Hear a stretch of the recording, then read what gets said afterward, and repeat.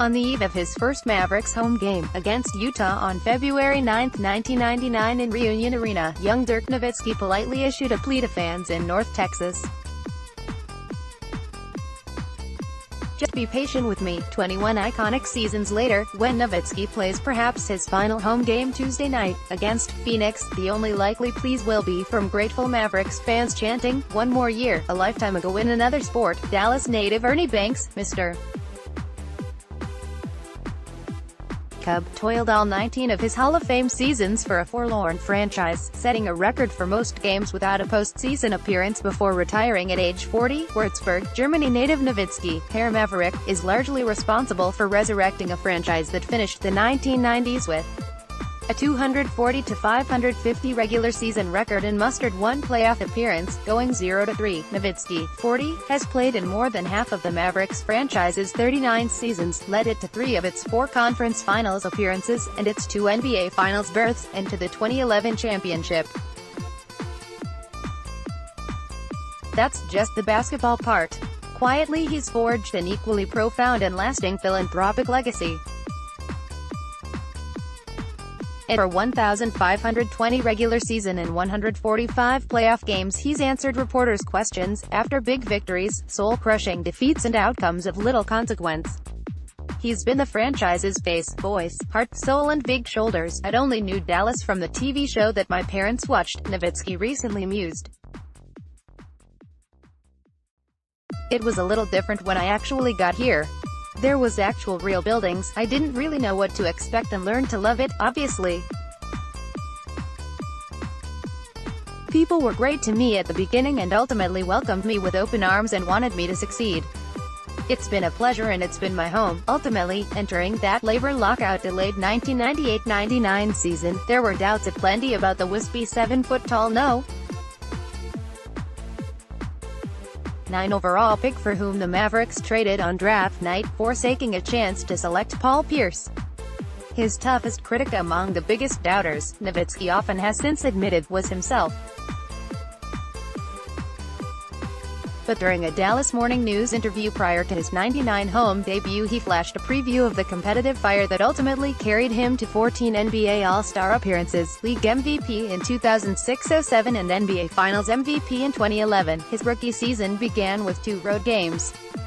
He scored 1 point in 16 minutes against Seattle, a dud. Then coach and general manager Don Nelson called it, followed by a more encouraging 16-point, 12-rebound performance against Golden State. "It's important at the beginning that I show I can play against these guys." Nowitzki of the home opener against 2-time reigning Western Conference champion Utah. "Hopefully then all the critics will be quiet," facing future Hall of Famers Karl Malone and John Stockton the following night. Nowitzki thrilled Reunion Arena's near-sellout crowd of 17,070 by making a basket 30 seconds into the game, followed 2 minutes later by a three-pointer. A 7-foot player draining a 3. Fans behind the basket gleefully waved a German flag. Utah won by 11. The Mavericks got 19 points from Cedric Ceballos and 15 apiece from Big Three in the making members Nowitzki and Michael Finley.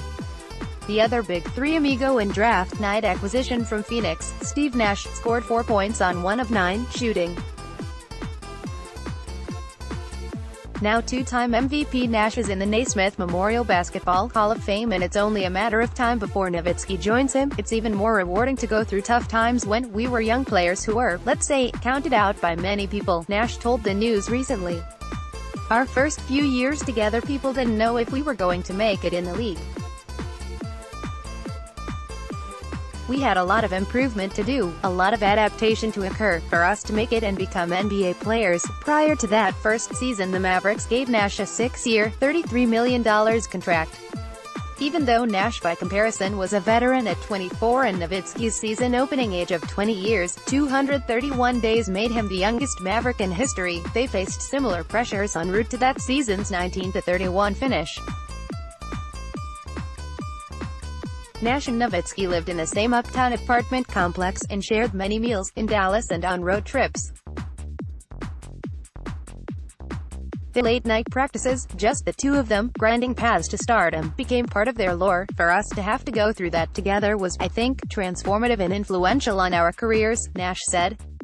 For us both to have similar success and longevity in the league, it definitely means a tremendous amount and makes those times more special to look back on. Stranger in a strange land. When Nowitzki is asked about his first few NBA seasons, the first thing he does, without fail, is thank teammates like Finley, Nash and Ceballos for patiently teaching him how to be a professional.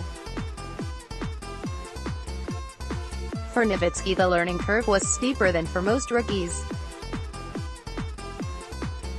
Al Wigley, a childhood friend of Nash's from Canada who came to Dallas and became the Mavericks equipment manager for 17 seasons, alternately smiles and winces when recalling Nowitzki's early days in Dallas.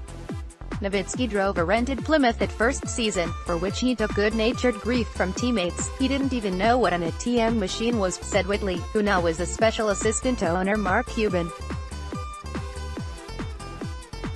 It must have been an extremely uncomfortable situation to come to a completely new country at such a young age and try to figure out the different customs, first and foremost, when you don't really understand the English language and the catchphrases and the way these guys talk in the locker room. He was behind the 8 ball from day one, swimming upstream. Halfway through Nowitzki's first season, his mother, Helga, visited from Germany and was horrified to learn that her son was sleeping catty corner on a queen bed and that small piles of unpaid bills and uncashed checks littered his apartment. On the court, playing small forward because he weighed only 230 pounds, Nowitzki often was overwhelmed by opponents' strength and speed. He averaged 8.2 points and 3.4 rebounds as a rookie. He had the work ethic when he was a rookie, but it just wasn't clicking, Finley said. The preparation he was doing just wasn't transferring to the games. Between his first and second seasons, Nowitzki returned to Germany, began adding muscle to his frame and put in long hours in the gym with his coach and mentor, Holger Geschwindner. Nowitzki averaged 17.5 points and 6.5 rebounds his second season, 21.8 points and 9.2 rebounds in season 3, then 23.4 points and 9.9 rebounds the following season. In 2002-03, when Dallas advanced to the Western Conference Finals against San Antonio, Nowitzki averaged 25.1 points and 9.9 rebounds. The Mavericks won Game 1 in San Antonio, but Nowitzki sprained his knee during Game 3 and missed the rest of the series. People ask me, what was the big difference between you guys being the doormats of the league to being perennial playoff teams, Finley said. I say it was the improvement of Dirk. When he improved, the whole team improved. An amazing journey. Finley, 46, is the Mavericks vice president of basketball operations. Nash, 45, is a player development consultant for the Warriors. The Big Three publicly reunited on the court before the Mavericks' March 23 victory at Golden State, and again for last week's home victory over Philadelphia.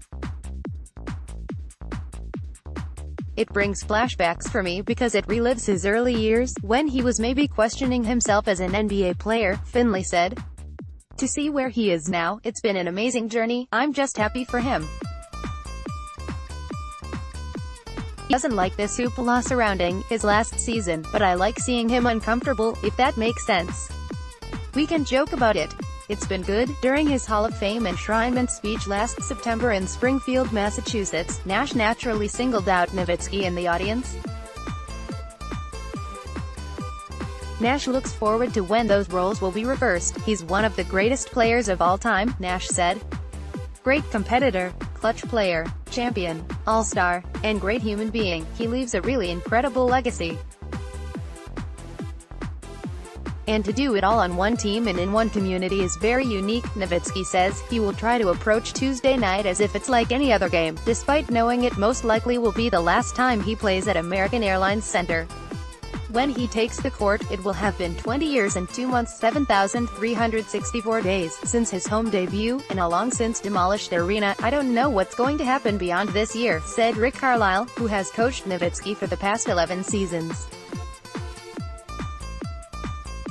But I do know that when we get to the end of the season this year, he will have put every ounce of energy and everything he has out there, and I would think that he might sleep like Rip. Van Winkle after this, but first, he will try to play during what promises to be an emotional night-long celebration of his career, then, afterward, take the public address microphone and try to summon words to share with fans.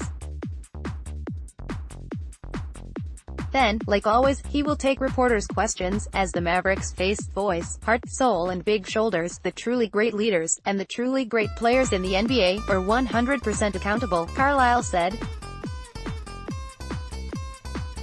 Longtime Pacers and Knicks executive Donnie Walsh once told Carlisle that great leaders step forward and serve as a guiding force during difficult times and blend into the background when times are good. Dirk is very similar, Carlisle said. When things are bad, he steps forward. When things are good, he highlights his teammates and credits the fans, those kinds of things. He really functions as more of a servant than a leader on many levels, which is extremely unique. And yet, at the end of the day, he's one of the greatest leaders I've ever seen. 21 seasons after he asked Mavericks fans for patience, safe to say it's been rewarded. Twitter, @townbrad.